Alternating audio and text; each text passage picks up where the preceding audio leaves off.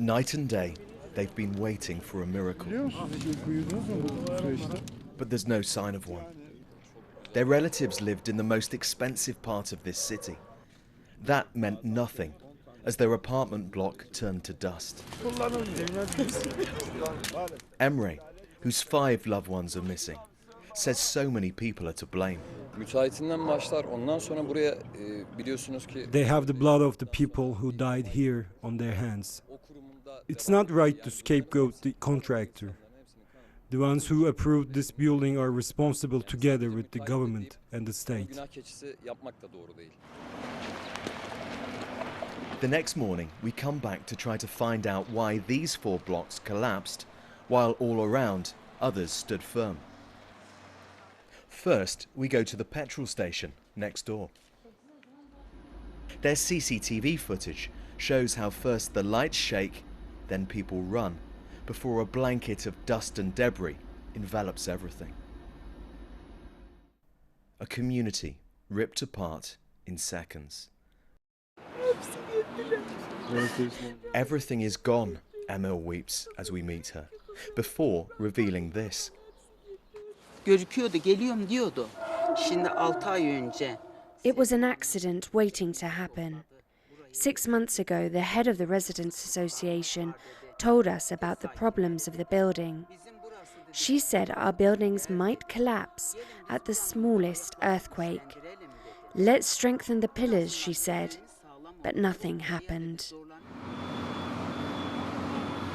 Other people we meet here tell us we should try to track down a former security guard called Bahattin.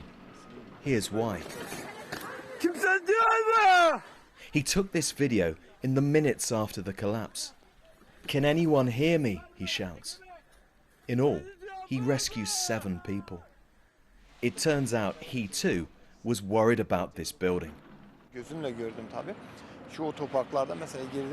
I witnessed the defects with my own eyes. When I touched the concrete columns, it would crumble to dust in my hands, as though it wasn't concrete at all. The iron was rusting in the columns. The rainfall was damaging and corroding the iron. In the middle of all this death and destruction, we need to remind ourselves that these days homes can be built or strengthened to withstand earthquakes of this magnitude. 24 years ago, this country got a big wake-up call when more than 17,000 people were killed in a previous quake. Since then, the Turkish authorities have failed to protect their people, whether it's those living in new builds or in older properties too. This is a crime. Opposition politicians say tens of thousands have paid with their lives. Unfortunately, in Turkey, these kind of earthquakes happen every 10 years, and people die, and they say it is a destiny. No, it is not a destiny.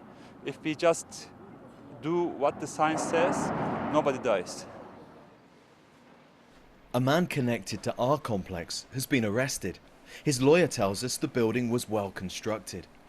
The local authority says there were no formal complaints, and so no inspections have ever been carried out. President Erdogan argues it was not possible to prepare for such a big disaster, and that his opponents are telling lies. But in light of this story, one replicated across this country, how many in Turkey can truly sleep soundly tonight? Nick Beake, BBC News, Gaziantep.